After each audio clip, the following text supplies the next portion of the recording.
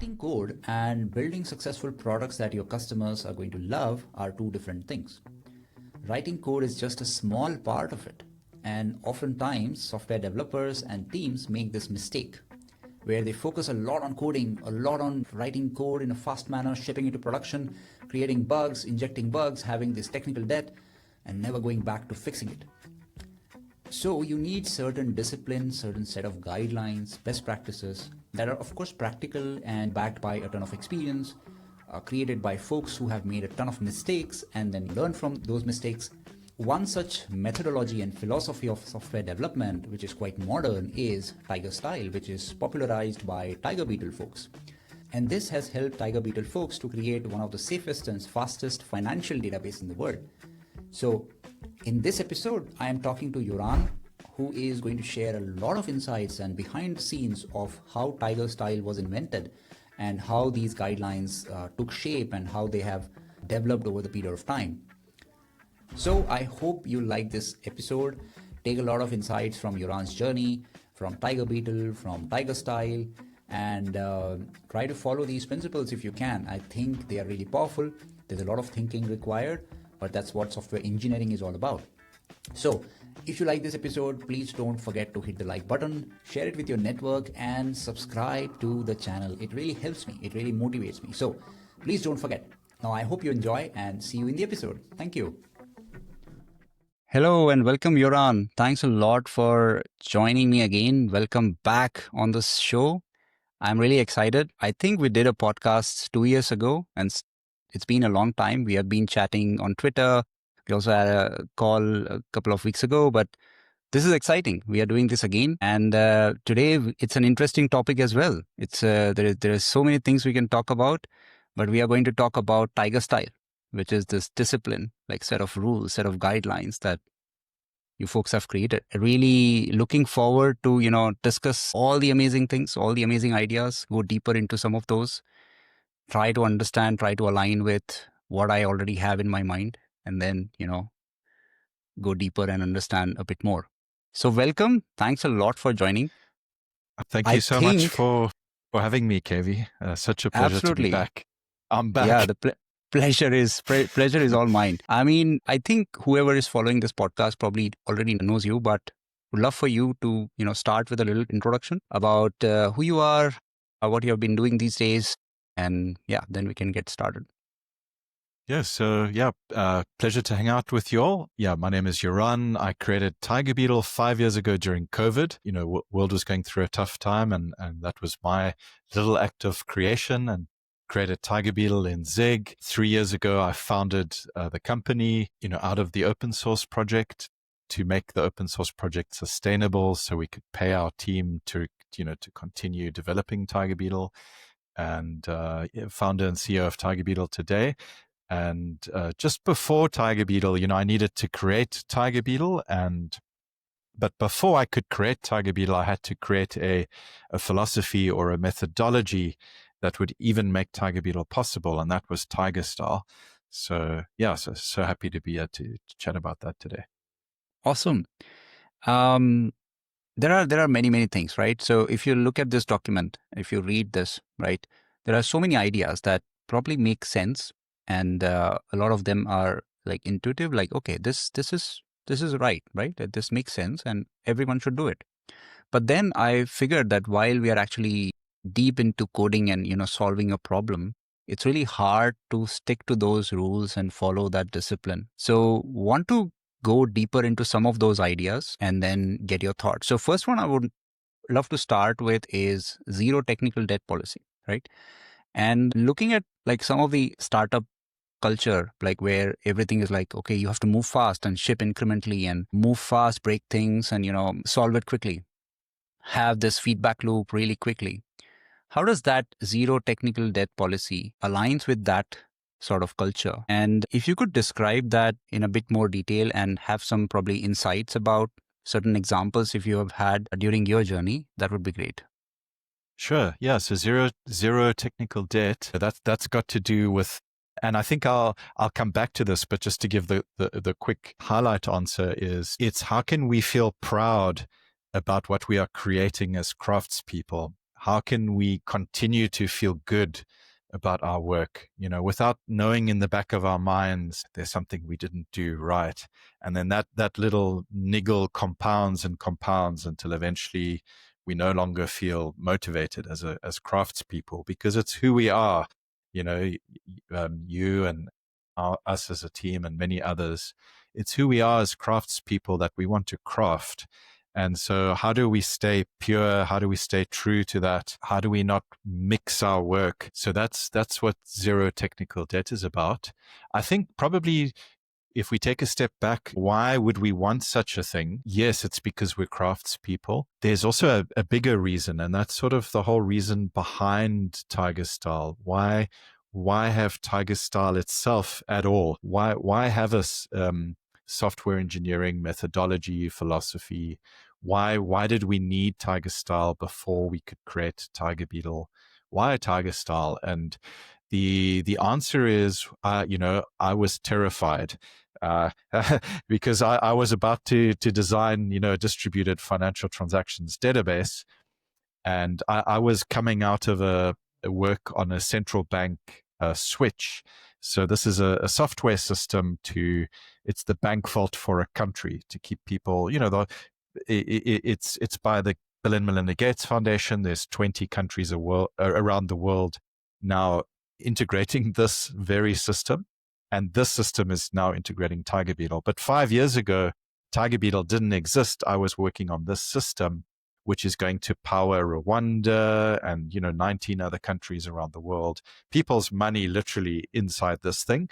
This thing's running on MySQL. These databases are tried and tested 30 years, et cetera, et cetera. And obviously there were performance reasons why we had to create TigerBeetle, because Amdahl's law, contention, the system could only do 78 transactions per second. We could create TigerBeetle, specialized financial transactions, OLTP, 1,000 times faster, etc. So that was why we had to create TigerBeetle. But why TigerStyle? And what I realized was, although I could see a way from first principles to create a design that would solve performance, how could we possibly convince countries that this brand new database would be much safer than tried and tested MySQL, Postgres, or any cloud database, Spanner, Aurora, all these other databases? How could we convince them? How could we make them nervous to use those databases instead of TigerBeetle? That was the problem that we had to solve, because it's all very well if you create a new OLTP database that can do transaction processing 1,000 times faster, and it really could. That is the rough factor. That's one thing, because yes, hardware, software is advanced. You can actually make software a lot faster. iPhones are much more powerful than computers we had 30 years ago, and they work differently. So it's actually not hard to go fast, because we've got 30 years to catch up on in research and software. But the real problem here is trust. So how do you build much safer software that's so safe that people get nervous that they're using 30-year-old software? That's the problem. And the second problem is that, well, yes, that's, it depends on how you answer that question. You can just say, well, throw 30 years at it and say, well, we're going to make people nervous that they're still using MySQL. We'll make them trust TigerBeetle, and we'll do that also in 30 years, because that's how long it takes. And then again, you realize that's also not good enough. So the requirements now are twofold. We need safer software in less time, but it also needs to be faster software. So it needs to be safer, faster, in less time. So I think that's the purpose of TigerStyle. That's the business reason. You could use TigerStyle for any piece of software. This is the promise. For any piece of software, TigerStyle, it's going to be safer, faster, and it's going to be quicker and easier long-term than if you didn't have a methodology, if you just YOLO'd it. So TigerBeetle is like a technical methodology, and that's the problem that it solves. There's a little bit more to this as well. Maybe I can also add in a bit of the backstory here. How did I arrive at TigerBeetle, at TigerStyle? And the reason I was terrified creating TigerBeetle is because that was actually my field in computer science for 10, 15 years, distributed systems and storage and file systems. So I knew enough that, for years I did CRDTs because I was terrified of consensus. I think most people do eventual consistency because they fear strict serializability. It's an Everest that's too hard to scale. And so they cut corners, and I cut corners, and I did things that you think are easy. At some point I realized that you actually cannot cut corners on safety. You need strict serializability.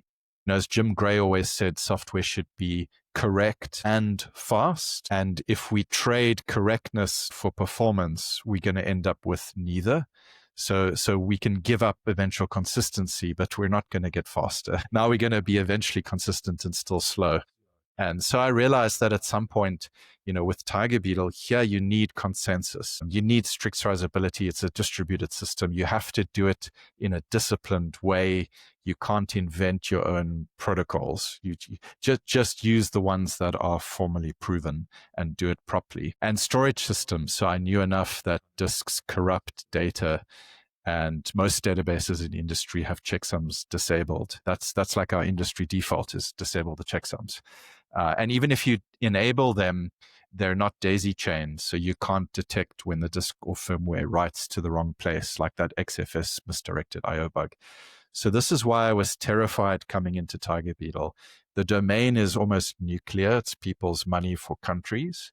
You have to convince big participants, politically, that they should be nervous, and that this is so much safer that they would be nervous. And you're doing things like consensus, strict serializability. They're also nuclear in their own right. And you're trying to do storage fault tolerance that no database has solved before. A lot of the research around this, 2018, it only came out then.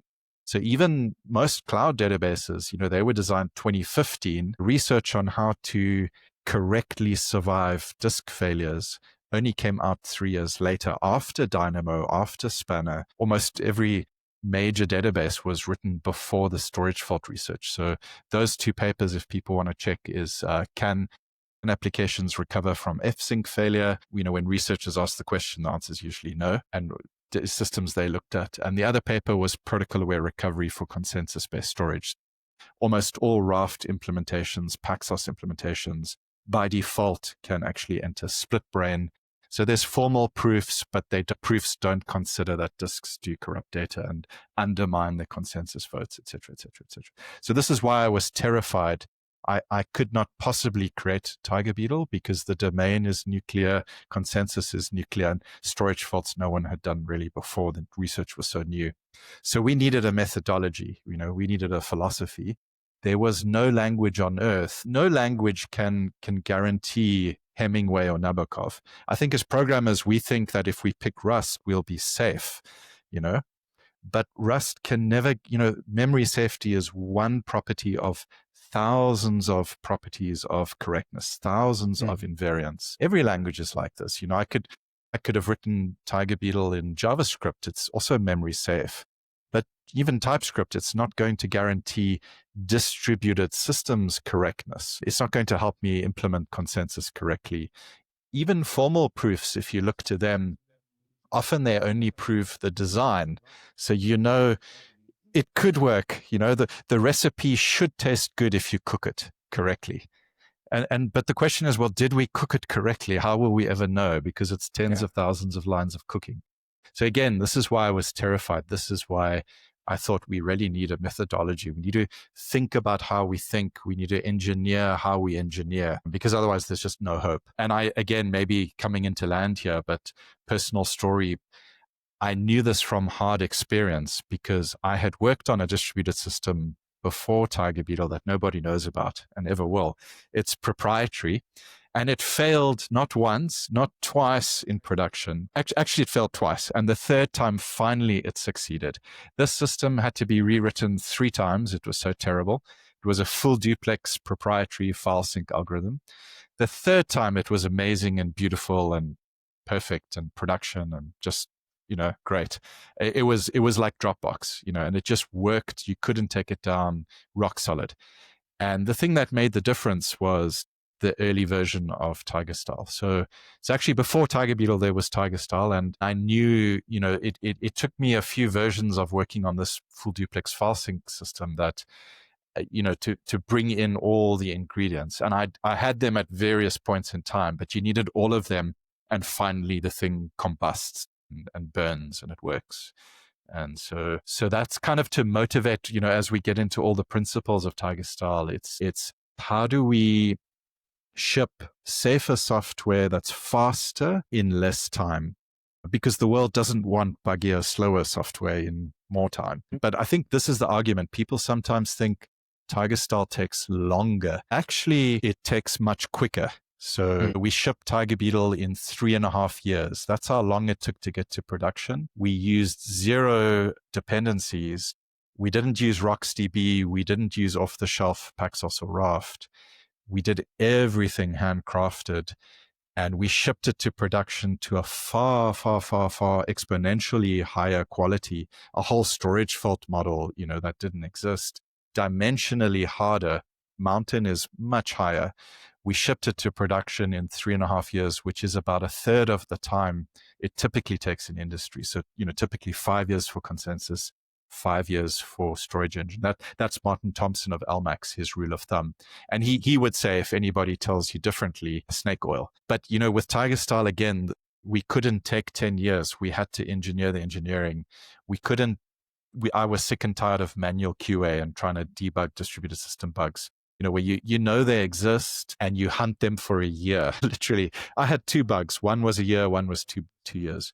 And so TigerStyle is like, we've got to find the same bugs, but we've got to find them in seconds and fix them in hours. We've just got to change how we think of all these things. And so, this is the backstory for which you won't find any of this in the doc. Glad that we can talk about it. We can talk more about zero technical debt, but I think that one just really comes to work with pride, feel good inside. Yeah. And there's another, I think we'll come to it, but we'll come back to this, but back to you, Kevi. Yeah. I think these are really, thanks for sharing the story, and it's really powerful. You mentioned I was terrified by these problems maybe 3 to 4 times, and you still decided to do it, and that's really amazing. Yes. And I have many questions around that, but just continuing on, zero technical debt. So it's a very, let's say, thing that clashes with startups, because they also dream of having zero technical debt, but if they potentially, they end up having a lot of technical debt, so much so that they have to maintain a backlog of technical debt. And as soon as they have some free space, they might pick something from the backlog and fix it. Sometimes people also end up doing some hackathons that, hey, I don't have the time in regular time, so I need to pick something so I can remove or reduce the technical debt. The question I want to ask you is, how do we keep this balance? So probably for Tiger Beetle, it works because, it's a bunch of folks, like-minded folks having same set of opinions, same set of discipline. But probably it's probably a privilege that not all startups may have, or not all founders may have, right? So how do you strike that balance where you still ship something and not, aim for perfection? So how do you find that balance that, okay, this is a good enough solution which can move to production? Maybe there is no technical debt. So I want to ask you, what are the set of tools, set of guidelines that you use to say that, okay, let's move to production. This is good enough, maybe not perfect, but good enough. Yes. And I'm so glad you start with zero technical debt, because I think this gets to the heart. There is a little paradigm shift in TigerStyle. And we'll come to startups, and do we have the luxury of these things? And we can maybe challenge these,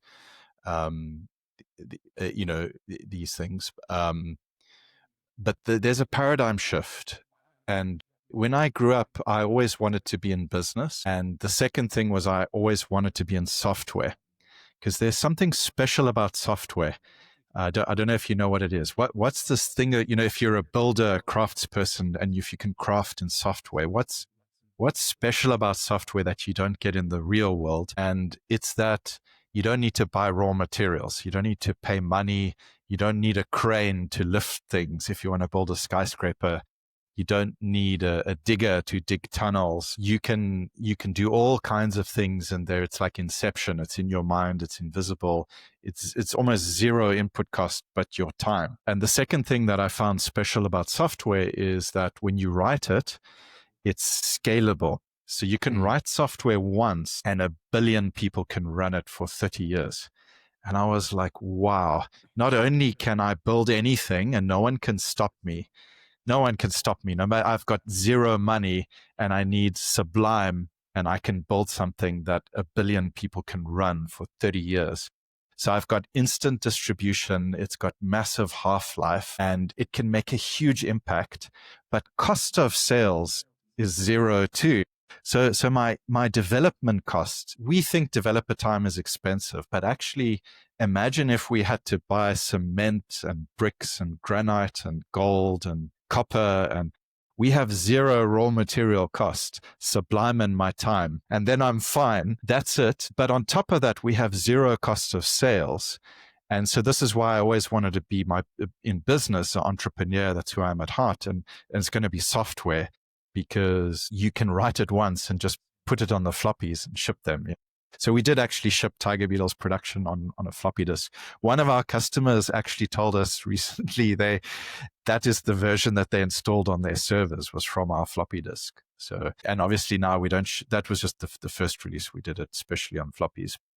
So this is special about software. It's very, very little development cost and it's zero cost of sales effectively compared to other industries. So highly scalable. And yet what do we do as programmers? We go and say developer time's expensive. And so we optimize how quickly we can write code. So we should chat about LLMs later. But very much the hype around LLMs at the moment, and I think LLMs are interesting, but very much the hype is all focused on how quickly can we code, or can it save me time? Yeah. And I think if you look at what software is, and if we get back to why are we coders, that's not the exciting thing, because actually that's very cheap already. If you compare it to other, is it like software is super cheap. So, and we're complaining that it's so expensive to, in time, my time is so expensive. But actually it's so cheap. And then on top of this, like the thing is universally scalable, It's like Mozart. And so I think the interesting thing is not time, how quickly, can we code LLMs.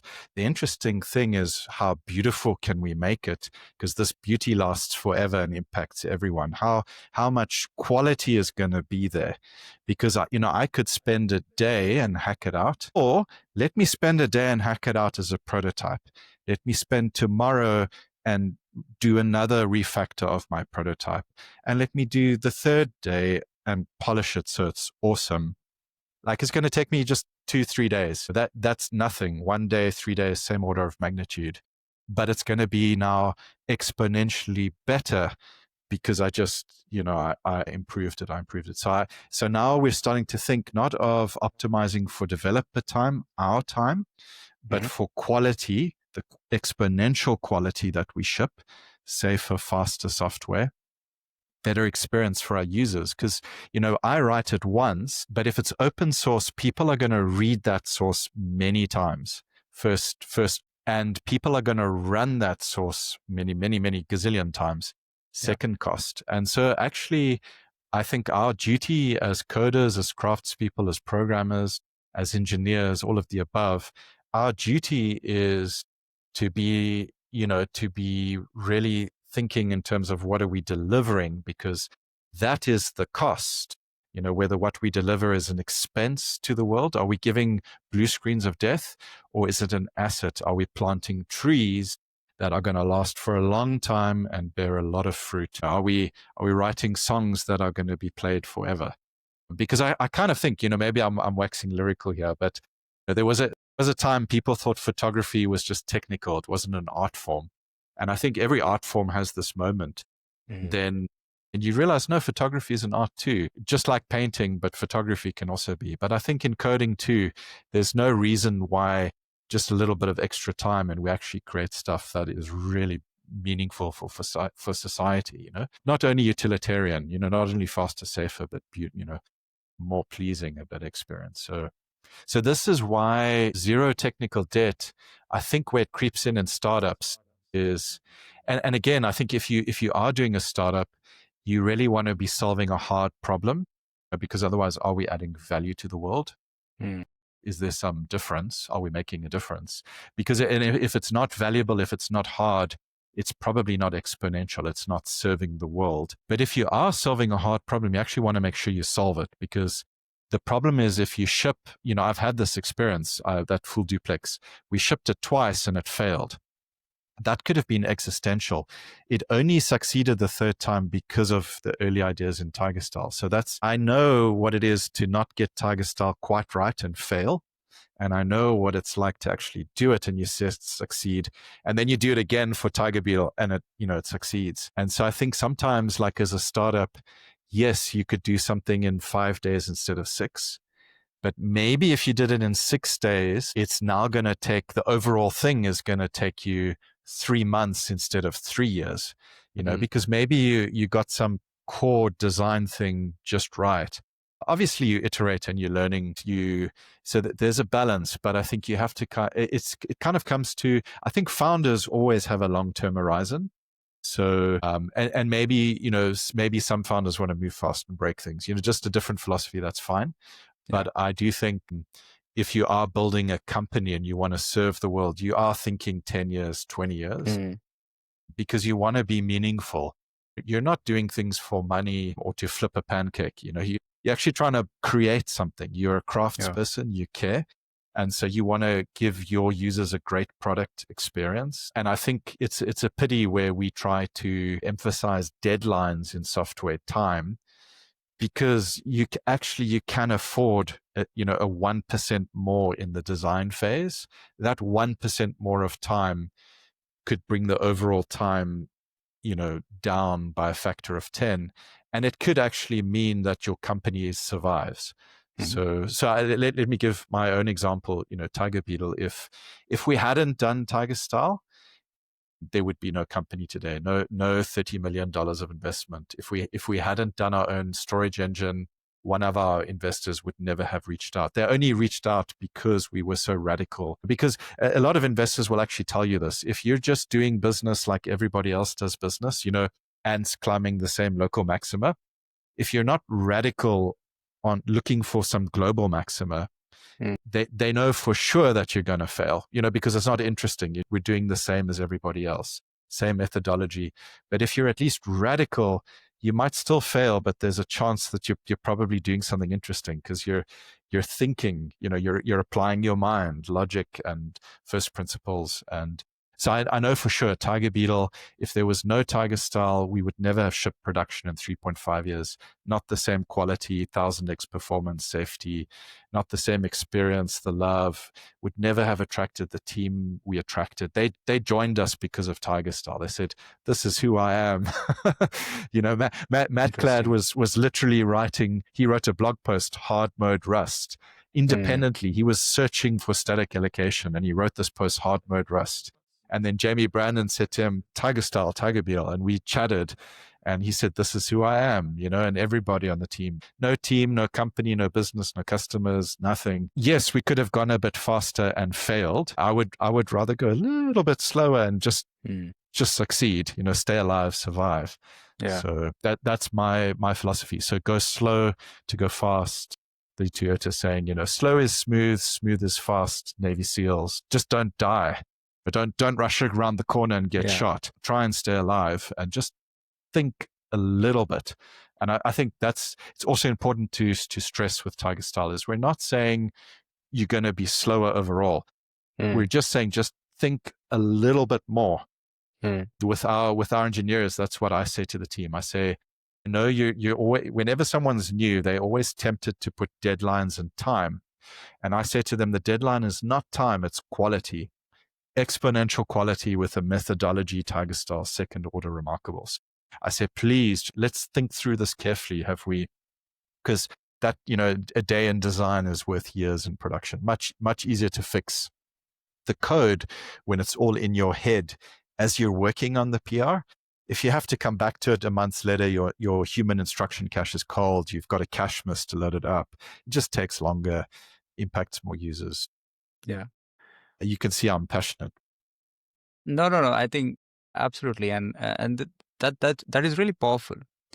But I want to ask you: isn't there a dimension of risk analysis where, and let me give you an example, right? Like in one of the past organizations, we were working on a feature. It was like a greenfield project, and it was like new. We of course used to get a lot of inputs from what we want to build next and what are our customers expecting. So as an engineer, what I would face is, so there is a sales engineer who is having a call with potential customers, and they want to close this deal as soon as possible.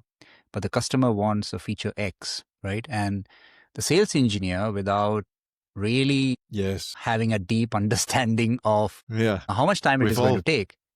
All been there. Yeah. So they just commit that, okay, maybe by end of this month, we'll have this feature and you can have a, test. And then the product manager and the sales engineer comes to the team and say, you know what, if we get this feature, we are going to get this customer. Otherwise, it's gone.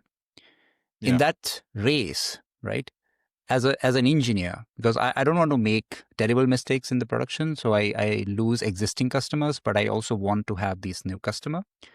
So I want to have this balance. And the way I have been approaching it, and you can add more to it and correct me if I'm wrong, that I tend to analyze the likewise. risk. Absolutely. So I tend to analyze the risk. If this goes into production, what are the risks we are making, right? What can go wrong? Thinking a bit about the risk, and is it a reversible thing that we can reverse it quickly, or irreversible? So that helps me sort of create this balance. So would you agree, or you have like an alternative?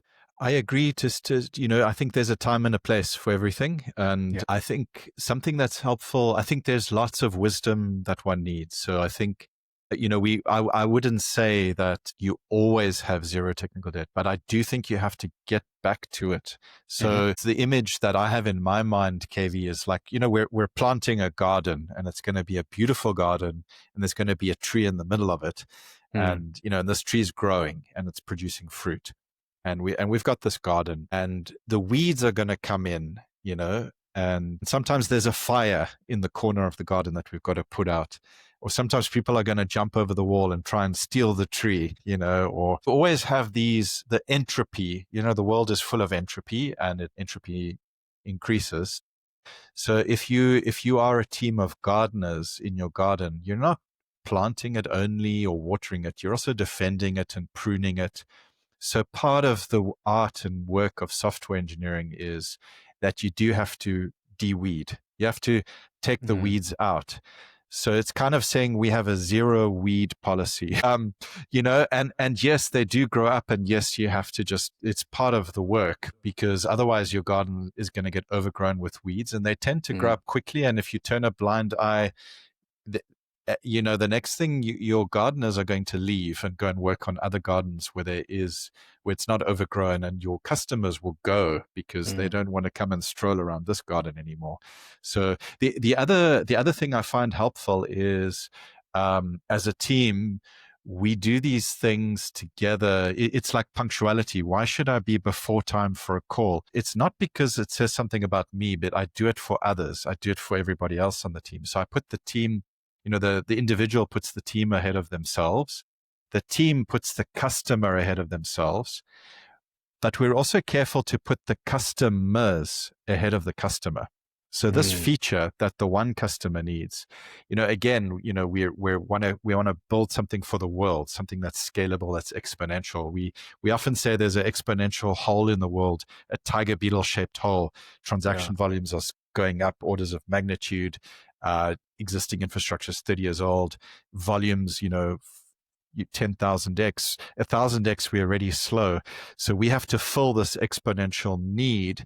And so we don't want one customer's feature request to get in the way of that. So if that feature request makes sense, sure, we do it. But also we want to do it in the way that, this is the next 30 years of transaction processing. And that's our horizon. And now how do we do that as quickly as possible? Because we don't want to be taking 1,000 years to fill this hole.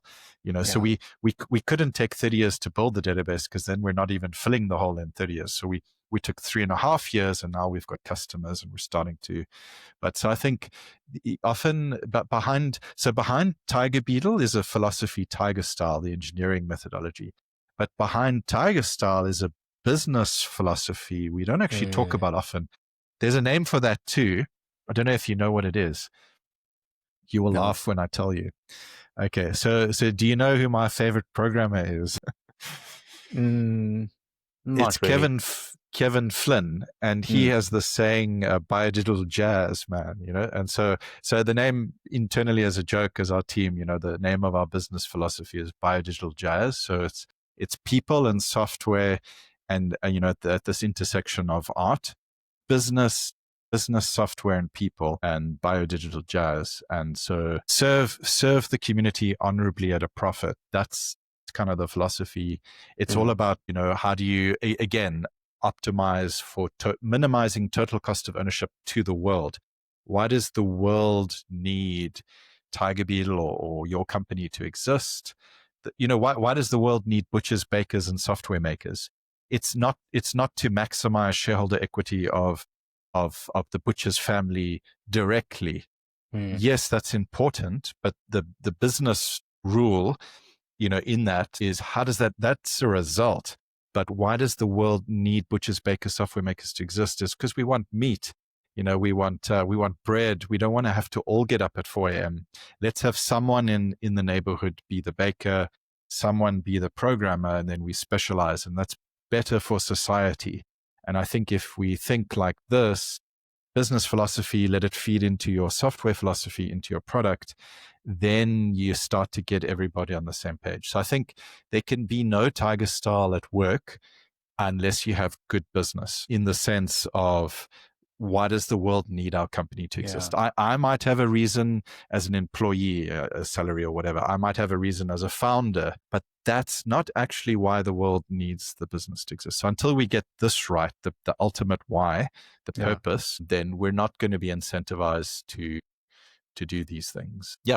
I love all the analogies that you have given, and I totally agree. There's one more thing that you mentioned, and I know I'm digging a bit too deeper into this one point, and I want to discuss more, but I'll still do it because this is very interesting. Let's go deep.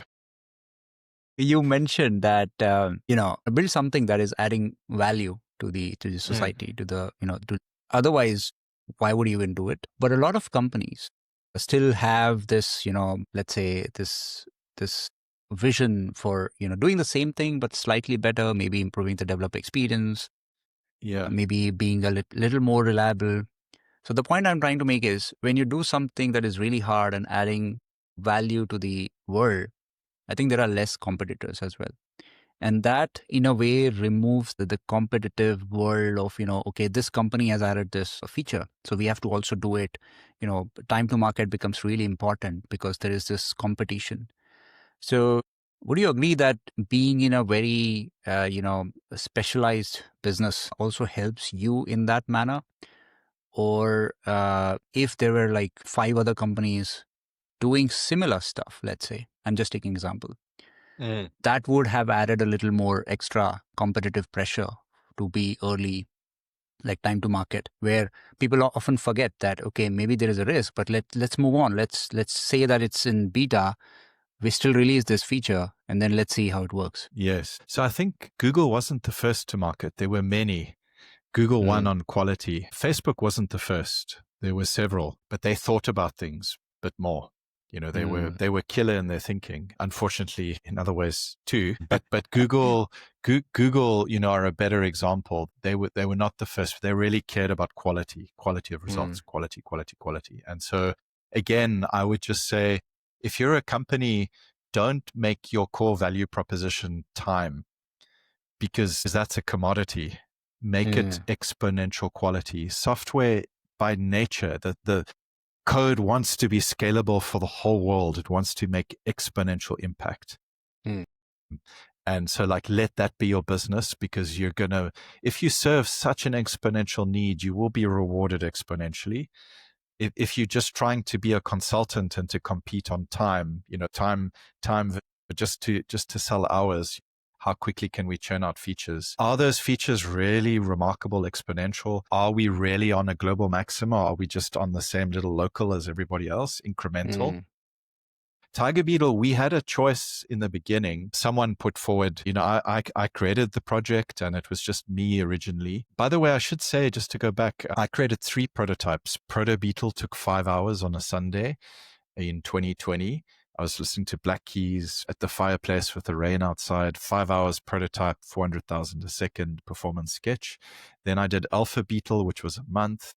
Then I did Beta Beetle, which was 3 months. So these were 3 prototypes, all part of TigerStyle, because it includes prototyping. And then we had Tiger Beetle, the design, and then that became, and then we brought in consensus, then we brought in storage engine. But all along there were assertions, and yeah. So where was I going with this? Just there were prototypes, but yes, this is it. So, but back in the beginning, someone in the same ecosystem with the central bank switch suggested, but why not a Postgres extension? Postgres wasn't as big then as it is today. You can just imagine someone today saying Tiger Beetle is a Postgres extension. It would have been dead wrong, because it wouldn't have solved storage fault tolerance, performance. The internal storage engine would never be able to deliver this performance. Wouldn't have had high availability consensus. Wouldn't have made people trust it. You would be like shoehorning this debit credit into SQL, trying to put a database inside another database. We could have done it quicker. If we had done that, to optimize for time, there'd be no Tiger Beetle today. And we would have taken longer, because we would have like done this little thing, Postgres extension, and only to realize that this is not the way to serving like the next 30 years of transaction processing. So I think that's another thing where you just have to realize where you're going, and don't waste time going there. Just do things in the most direct way possible, with a minimum of fearing popular opinion. Don't do stuff just because it's popular or because you can save time. The problem is not to save time. Then we're really consulting again. We're doing billable hours, and those are not scalable businesses. Those are race to the bottom. So in the world of software, we're doing exponential businesses. We're trying to, because we actually want to serve exponentially. And so the goal is always exponential quality. We could have done Postgres extension. No exponential quality and performance, would have been maybe 1.x faster. Even that Gates Foundation, I could have tuned my SQL for a year. They could have paid me. I could have taken that consulting contract and I would have made it 1% faster, but it wasn't who I was. I could not do that for a year to make it 5% faster when I know there's Amdahl's law. You're going to hit that limit. And so I thought, well, in the same year, we could just create Tiger Beetle. It's going to be 1,000 times faster. And so this is kind of the thing. Let's the same amount of time, but don't think so small. Let's not think 1% faster. Let's think X. And if it takes a day, that could be the difference between 10X, 100X, or because also I think in software, if you are doing a company too, back to business philosophy by Digital Jazz, if you are doing something, it's got to be a real problem. It's got to be remarkable. It's got to add value.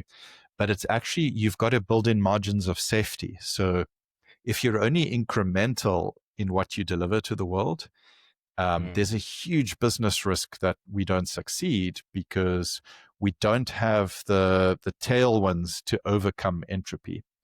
So if Tiger Beetle, was only 1.5x faster, then it wouldn't have attracted people compared to being 1,000x faster, because many of our customers need to be 1,000x faster. So that's their need. And so like you sometimes, again, it's kind of like databases, they cost so much to build anyway.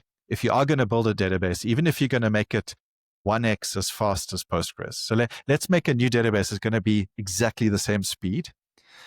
It's going to cost a huge amount, as you know, KB. It's really going to cost a lot. And so what we're really saying is, should we do that? Like, should we spend so much money only to get to the status quo? when we have 30 years of research, etc.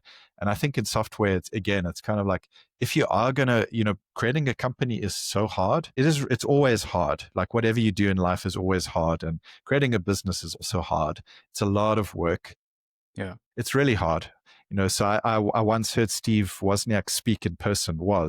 I saw him in person, and he said, a business is hard. It's hard, really hard. And you could see how hard it was in his face, and Henry Ford also, his autobiography, I would highly recommend. We get a lot of TigerStyle from Henry Ford, and it's my life and work. So that sort of everything business engineering at Tiger Beetle comes straight from that book.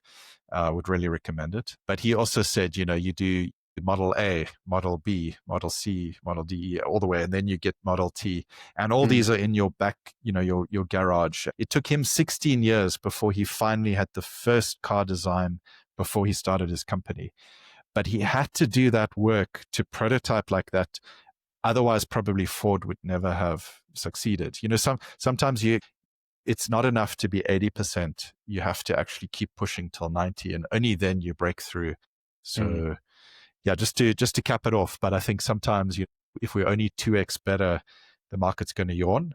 Yeah. And that's fatal. So you can't be as safe as the last 30 years. You have to be 10x safer. You have to be 1000x faster. And in software, just it's the nature of this invisible world. It works in exponents. So like Jeff Dean, Google would always say, if you're going to do a design, think of the next 10x, the next 100x. So yeah, absolutely. So I think the learning is sorry, and you only, this is the thing. So you're getting these exponential results with a linear input of time. So you could spend a linear extra bit of time, 10% of time in the design phase, you get an exponential result. And over the course of the project, you're doing things overall in less time. Sorry, back to you. Yeah. I think that's really powerful. So instead of looking for kind of marginal benefits, think about orders of magnitude better, right? 10x, 100x. That's it. Let your back of the envelopes, all your planning, just always think exponents. Think in the exponent. No, it doesn't matter what base you use. You could use base 2 as well. That's fine. So I use sometimes base 10, sometimes base 2, but just always think in terms of the exponent. Just be bit shifting. That's really powerful, and it's a mindset shift for a lot. Okay, moving on to another very interesting point in the style guide is, you have to architect without dynamic allocation, like no dynamic allocation. So it says that no memory may be dynamically allocated or freed and reallocated after initialization. All memory must be statically allocated at startup, and this makes sense when I think about it. But coming from let's say mostly Java background, it's really hard for me to make it intuitive. And what kind of mindset shift does it need? What kind of practices do I need to even start thinking about it? Forget about following this in practice, right? It needs a lot of back of the envelopes calculations, a lot of estimations. And how do you kind of approach this in a scalable manner, such that you know that your estimates are correct, you're doing the right calculations and then following it? Yes, thanks, Kevi. Yeah, and this is very foreign. If one hasn't done this before, it is certainly harder today. But the goal is make today, do the hard things today to make tomorrow easier. That's always TigerStyle is actually about what's the easiest way to do this. Let's just do it in the easiest way, but for tomorrow, for the long term. Let's do the hard thing today to make tomorrow easier. The alternative is let's do the easy thing today to make tomorrow harder. That's what we often do in software. I'm just going to pull in Kubernetes, and next year we have to hire 100 engineers, and like, I'll just pull in React, and then some next year we have like a 100 megabyte, Chrome page download or whatever. Like, let's just do the easy thing today and make tomorrow harder, because I won't be here then, someone else will be. So we're externalizing, because my time is expensive. Yeah. So, but the static allocation is still a bucket of cold water. So there's so much to say here. I think I should give my own personal story. So I drilled down in software. I started in Basic, and then other languages. Ended up in Node.js the day before Ryan Dahl kind of launched it, because I was doing Rhino on the JVM. I was convinced that one day JavaScript would run on the server. It was inevitable. And so I was already doing that, and I had my own like JavaScript on the server backend, and then Ryan Dahl launched Node.js, and I was in Node. And so I was in Node for 10 years, and I really knew Node for a long time. And I can say honestly that, I knew libuv. I contributed to libuv, the underlying evented IO in SAS, for Node. So I really knew Node. I did native add-ons. I was in it for years. I've never found a harder programming environment than Node.js, like never.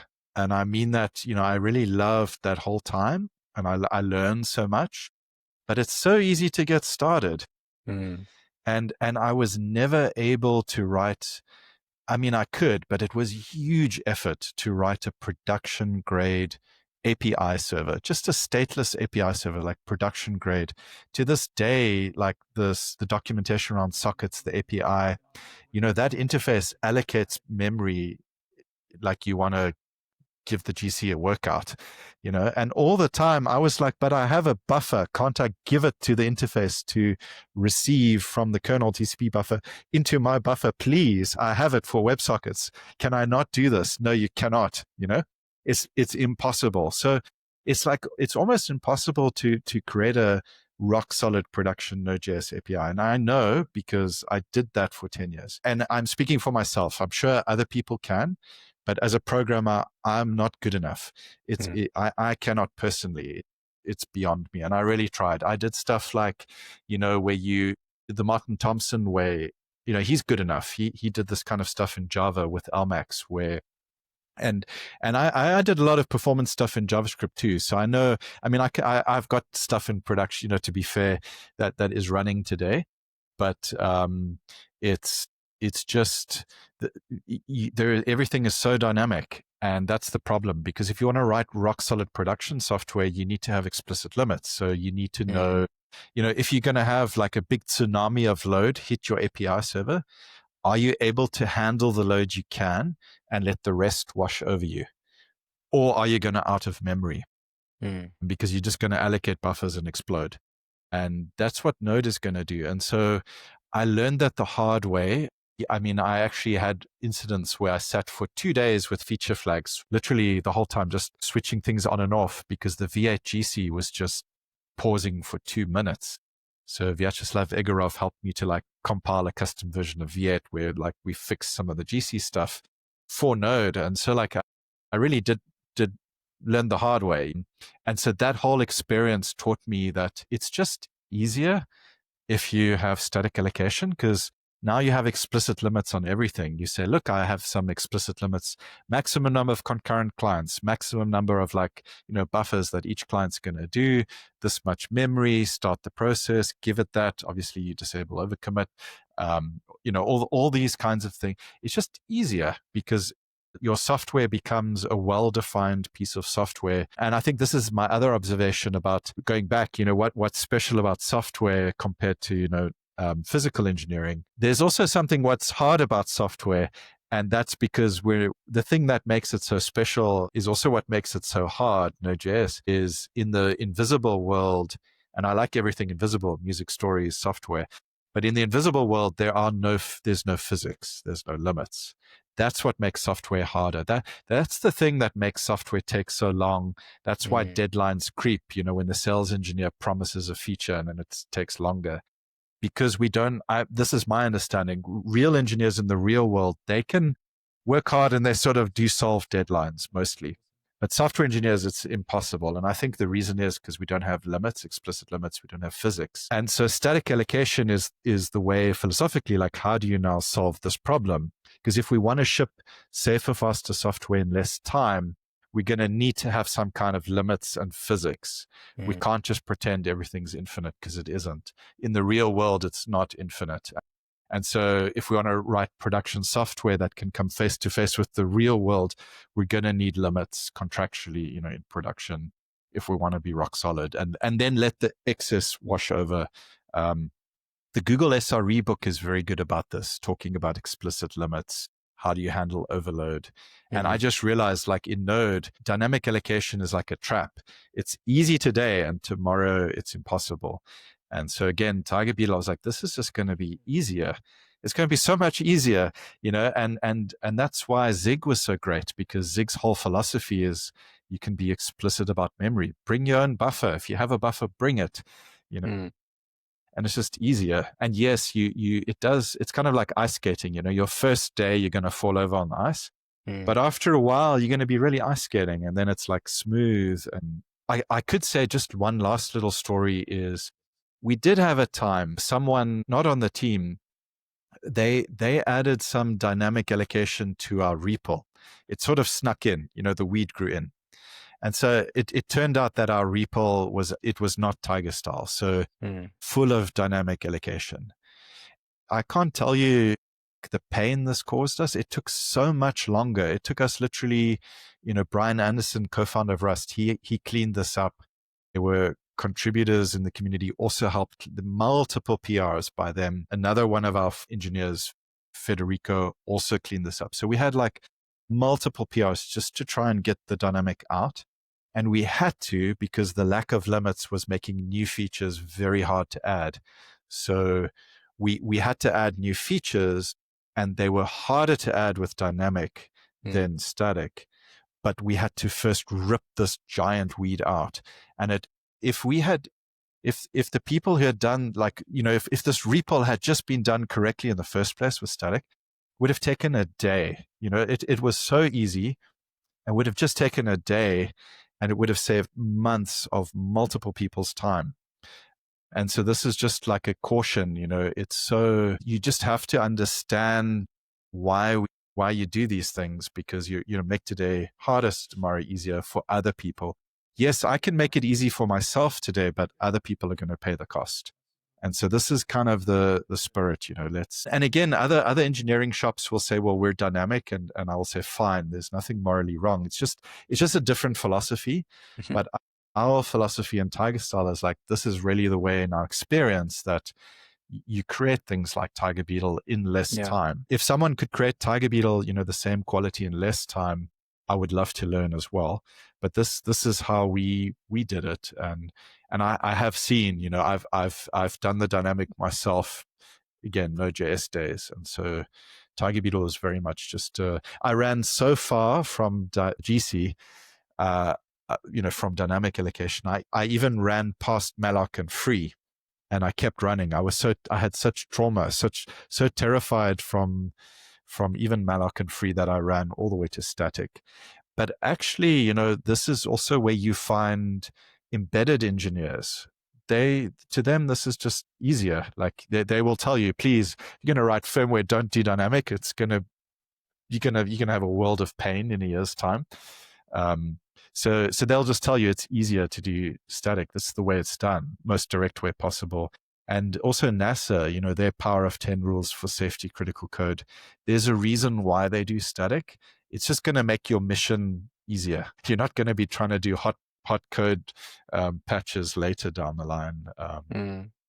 There's actually a more powerful reason for static allocation, but can you guess what it is? Anything you want to cover? Because I'm just going on way too long. No, I think that makes sense. I'm just trying to think about a lot of these limitations. So there are two things. So first is a lot of these limitations, as you mentioned, about if someone is bombarding you with requests, you're probably going to allocate a lot more resources and probably end up crashing.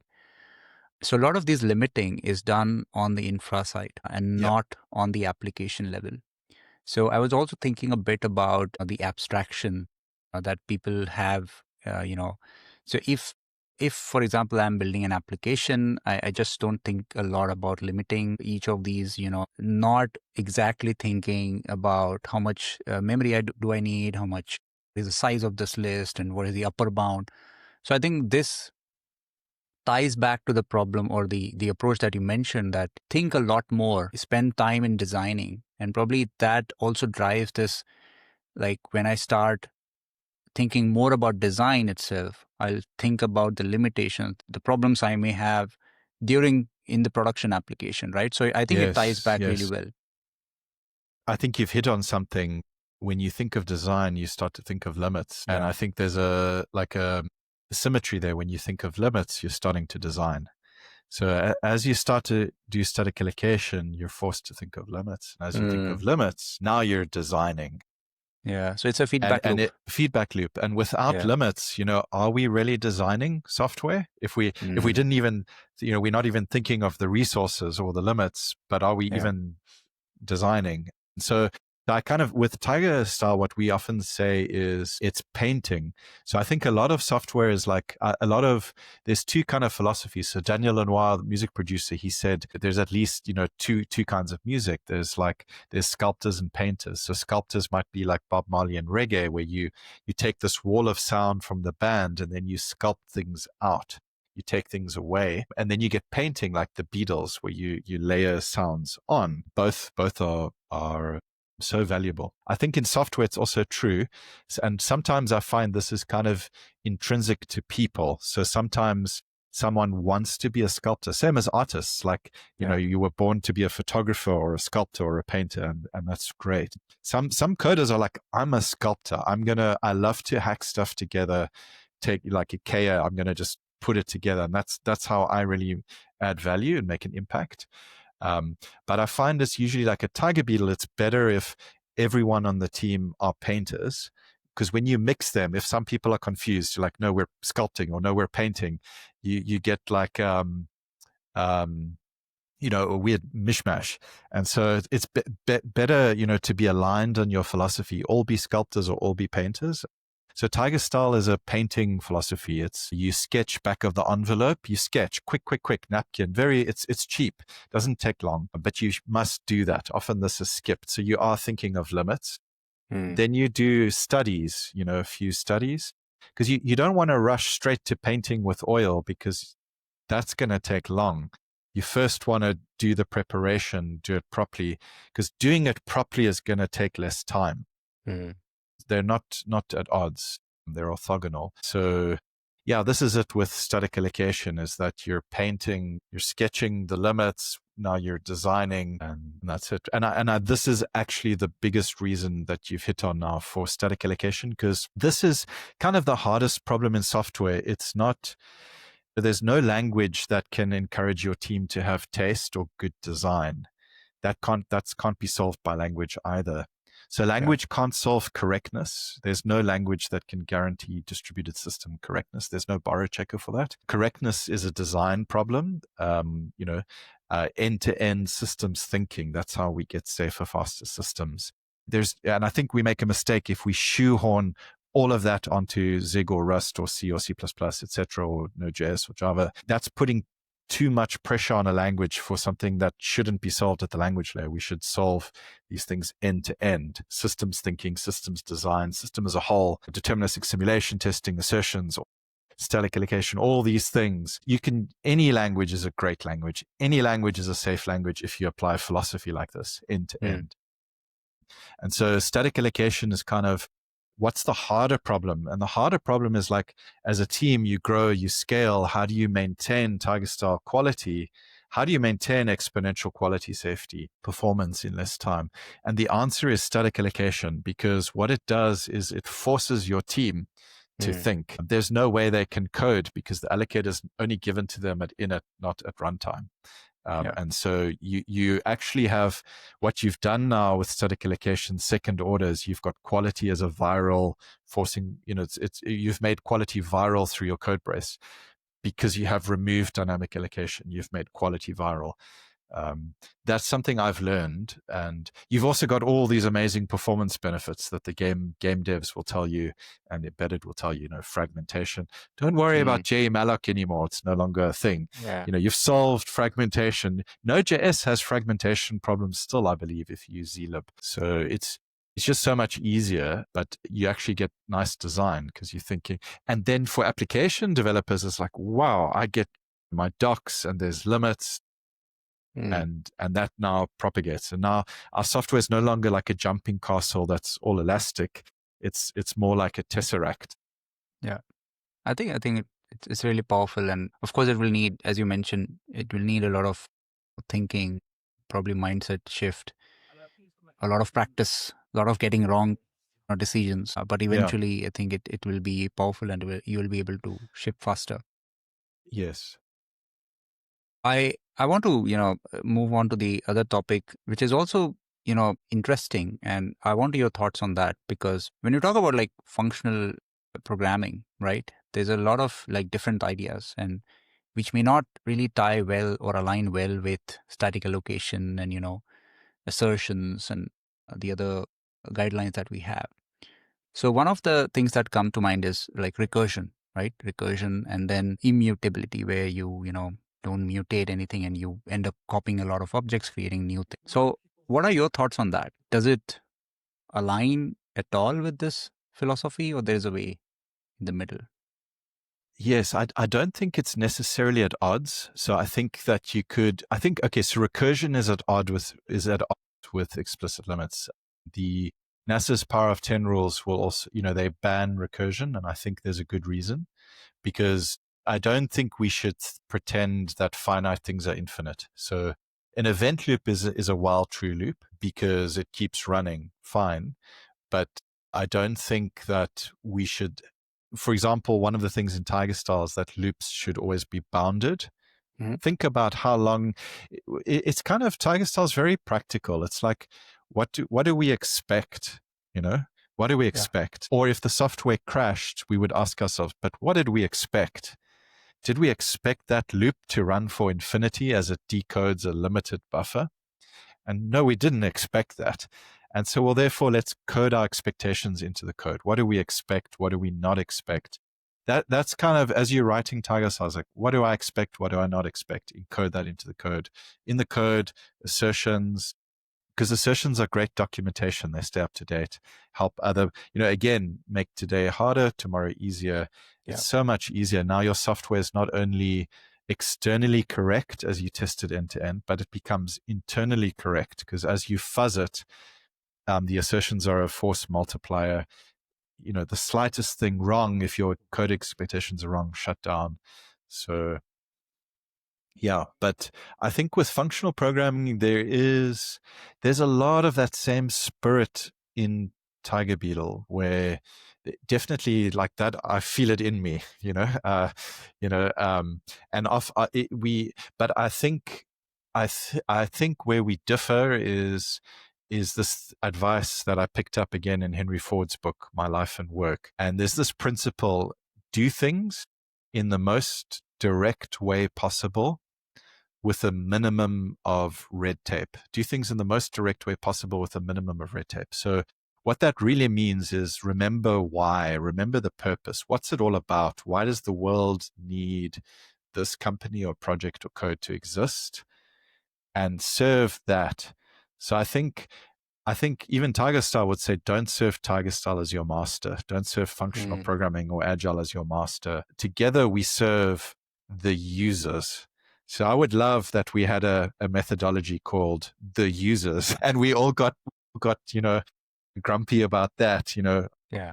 Do you follow agile? Do you follow the users? Because everybody will say, well, we serve the users. But at times we just have to remember, what is it all about at the end of the day?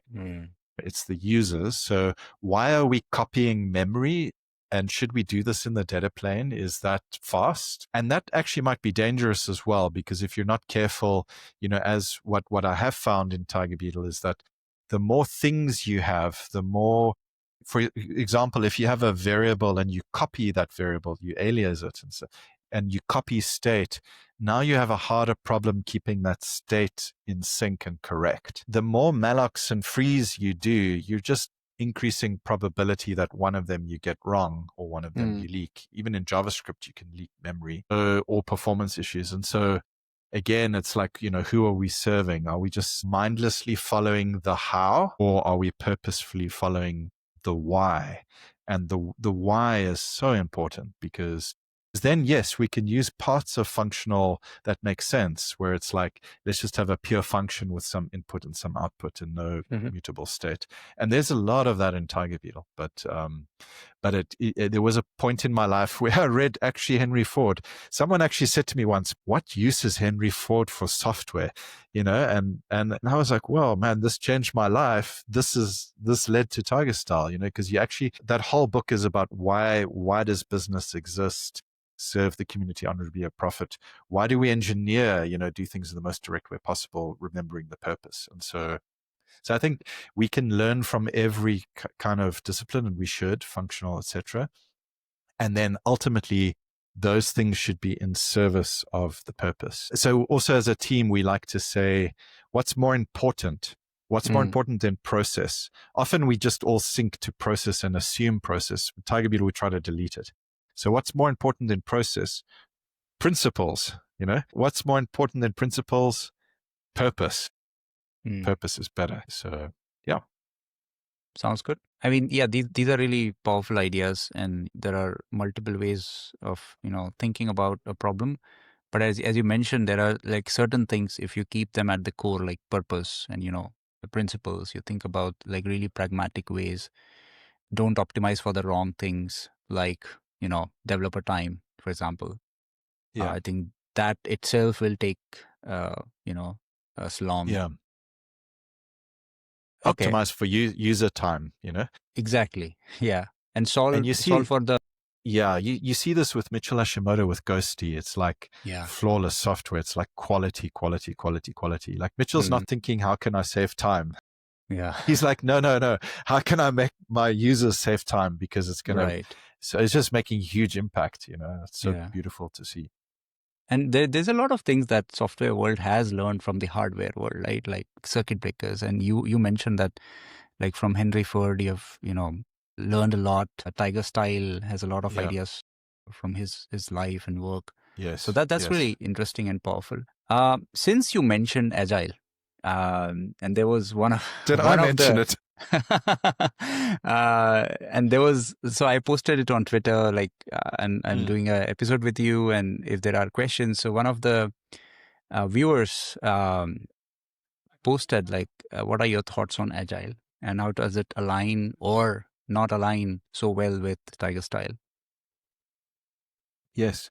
So I was thinking about it, KV. I'm so glad you asked. And I love that question because it made me think, from the person. And maybe I'm still getting at a better answer. And I think it comes to, we all are searching, like we all want, like Agile is, this desire to get good software in the hands of users sooner because time compounds. So time is very important.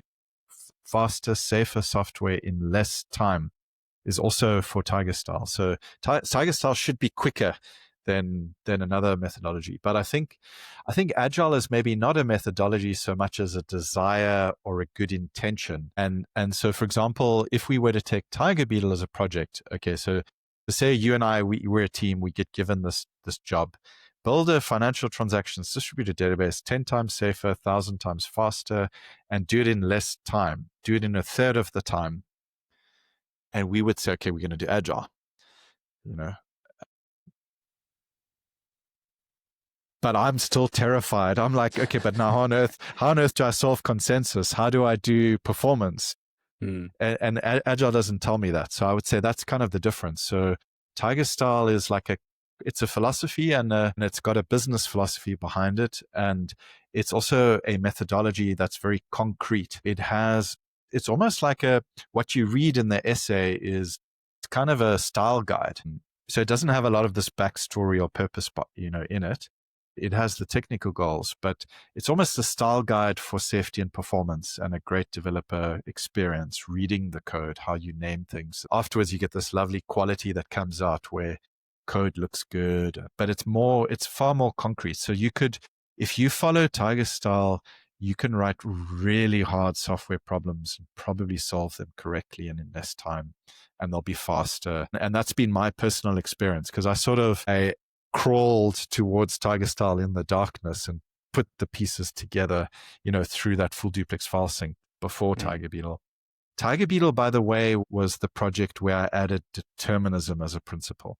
So before Tiger Beetle, TigerStyle had everything. It just didn't have determinism as a principle. So deterministic simulation testing. So there was simulation testing, extremely powerful, but I still had these bugs that took a year, 2 years. So determinism was the last ingredient for Tiger Beetle. And that's how I kind of know it works. And so I think that's the difference with Agile is Agile won't tell you how to solve the hardest technical problems. Or the easiest. You could use TigerStyle. You use it for the easiest too, like for sure, because it's still going to be less time and higher quality. And nobody wanted buggier, slower software. So we always want tomorrow to be easier. So always makes sense. I've used TigerStyle not only on Tiger Beetle. I think that would be a misconception. If there's any code I'm writing, it would be TigerStyle because it's just easier. Obviously, your prototype, your one-day prototype, you don't need to TigerStyle it because you're throwing it away in a day. That's that's the back of the envelope sketches. You throw it away. You're trying to just hack that as fast as you can, but you're doing it in service of the project, and that project is Tiger. How did I do? What did we miss there on Agile? No, I think what would you score out of 10? Maybe it's a 6. I don't know. I mean, it's so of course we didn't touch on a lot of things that Agile, defines. But I think we, at a high level, we kind of compared what both try to solve and where they can meet in between, right? They may not always misalign, but I think the more focus should be on, solving the problem, following certain principles, and not missing out on the purpose by optimizing on the wrong things is what I understood. Yes, and that helps me a lot because I think one thing I missed is that I think maybe Agile is more a management philosophy, management methodology. And at Tiger Beetle, we really very much don't have management. We have like leadership. So we have purpose and we have engineers with high agency and trust. And so we don't have daily stand-ups or anything. We have one meeting once a week and we don't say, what are we going to do? It's banned. It's actually, we say future tense is banned at Tiger Beetle. We call it speak in past tense. So we have one hour meeting on a Thursday because it's towards the end of the week, not a Friday because sometimes people are traveling in the afternoon. So it's on a Thursday and it's retrospective and we just say what was done. And everybody round robins like VSR and we say done, done, done, done, done, done, done, done, done. Builds momentum, work with pride, feel good inside, rinse and repeat. And the worst is when people say, I'm going to do this and I'm going to do this and I will do this. And then next week it's like, I'm still doing this for this reason. And you're like, well, thank you very much. It's still not done. And so at Tiger Beetle as a team, we get a lot of joy out of just crafting and sharing the story of that. And people share screens as like done, done, done, done, done. And that builds remarkable momentum. We're all running together. It's not like I will go to a gym. It's like went to gym.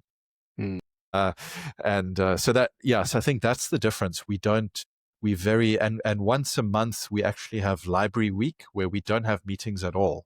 There are none. So we're just in the flow and we're very much, we don't have a particular like management style. We just call it jazz, like how Miles Davis maybe recorded Kind of Blue. So we're not an orchestra. I played in orchestras as a classical musician and in orchestra, you have a conductor and you have sections and you have a score. Everybody practices. It's like RFCs. They're pre-written and then you come and perform them and then maybe modify them and then you re-perform them. And a jazz band is different. It's harder to be in a jazz band. You need a lot of technical ability, but the whole thing about it is let's explore the space together. Because we're going to get somewhere more interesting as we riff off each other and find the groove. And so there's a lot of like inspiration and intuition, and there's a lot of extreme mechanism. It's very cold, hard, a beat, but there's also groove and human. So Kind of Blue was recorded in a few takes and the musicians didn't have a score. They had a direction and purpose and a structure. There was the sketch of where things are going. And Davis trusted John Coltrane to perform, and he did. And they recorded those moments of magic. And so I've always been inspired by that. Also, Bob Dylan used a similar recording style where you let people be a little bit in the deep end and be surprised because they rise, or we all together, we explore new space. So we sketch things. We do a lot of quick takes like jazz, and then we record it. And then afterwards, we do the PR and the documentation. So we don't have a RFC process. We walk and talk because we can iterate much faster. So there's some iteration from Agile. But we actually call it jazz band, just to remind ourselves that we want to design a lot very, very fast. We don't want to try and plan or pretend that because we're not good enough to write a whole orchestral score. We have to improvise together. That's how we get the designs in TigerBeetle. But all the PRs that you see, they go through what we call a walk and talk, 1 hour call in engineering, where we do this jazz band process. We switch off screens, we stand up, we're maybe walking in the forest, seeing the trees, headphones on. The code, this forces like an oral tradition, so the code is all in your head.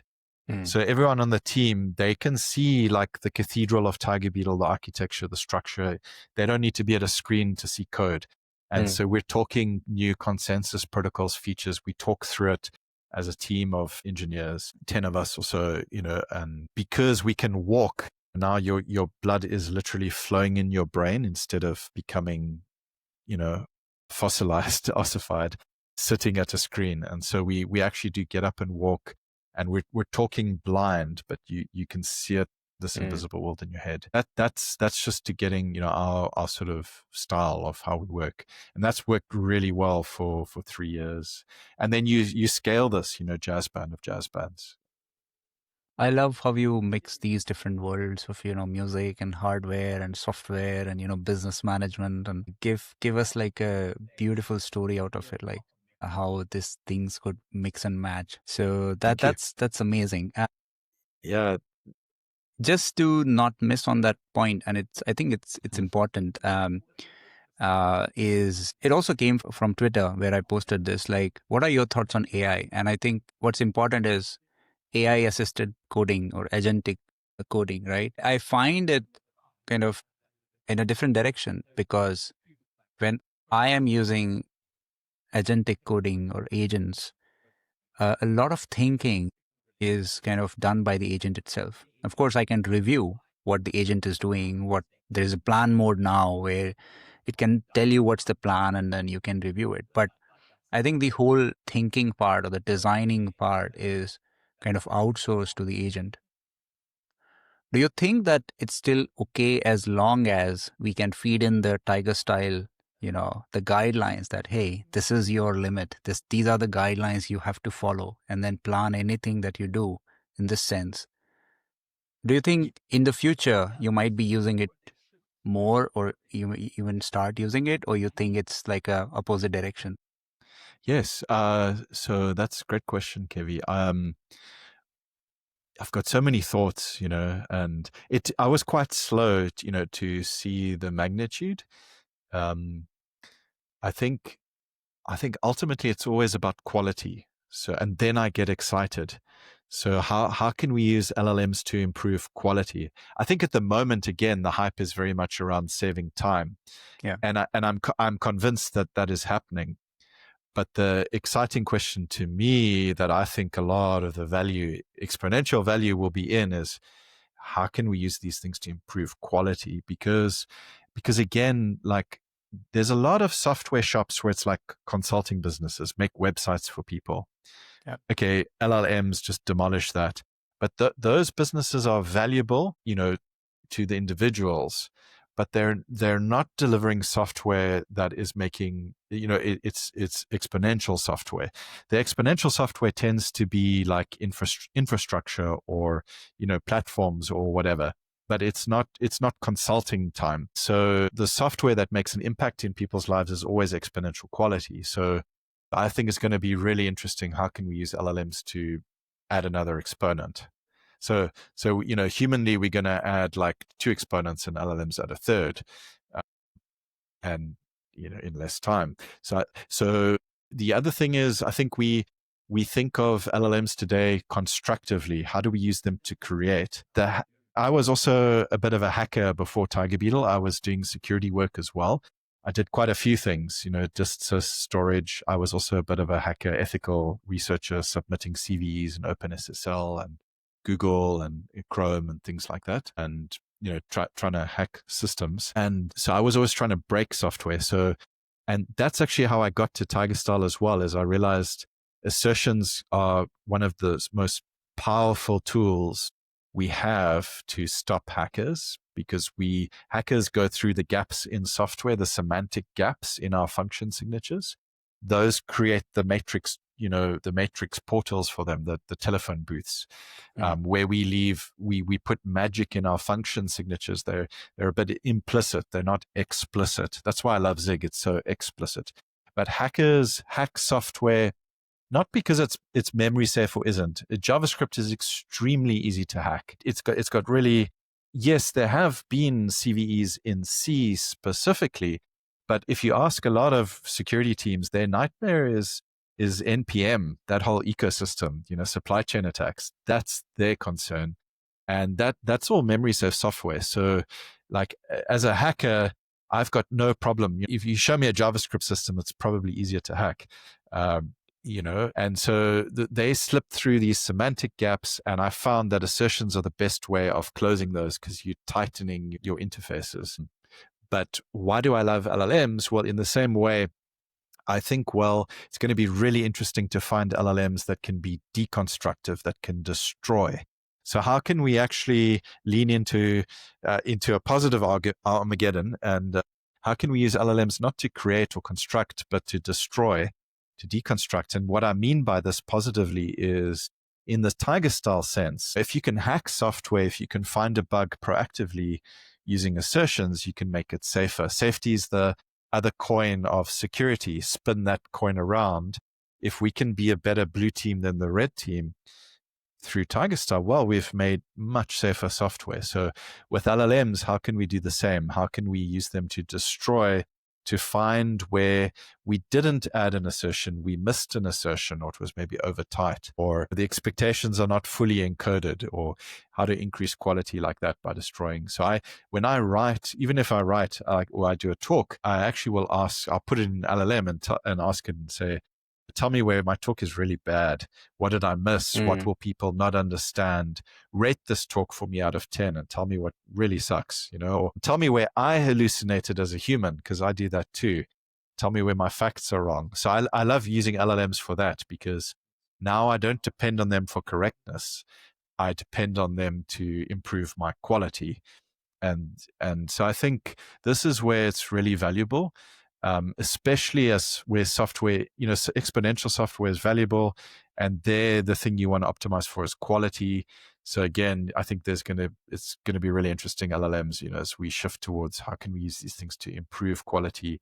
And a part of that will be trying to destroy and break it, because unbreakable stuff is more reliable. And we do some of this at TigerBeetle. We do it in different ways. So some of the team don't know what's, we have like some skunkworks thing where, one of the team might be doing some things, but we never use it to code in TigerBeetle. We might use it for utilities that can help us, or our actual code is handcrafted and it's always reviewed by a human. And again, saving time is not our concern. We're always concerned about exponential quality in less time overall, but saving we never want to skimp on design time or PR time. For us, most of our time is afterwards. Once we ship to production, the production incidents, that's the time we want to save. And so it would be business immaterial, to our company.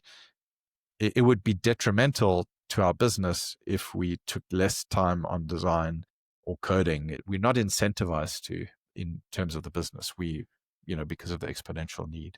Mm-hmm. Yeah, those are the thoughts on LLMs. I would have written a shorter letter. No, I think that's so I kind of understood what you meant by that. And it's probably about how you use LLM, and not the question is not if you use LLM or not, but probably how you are going to use it. Yes. Again, at the core, you kept quality.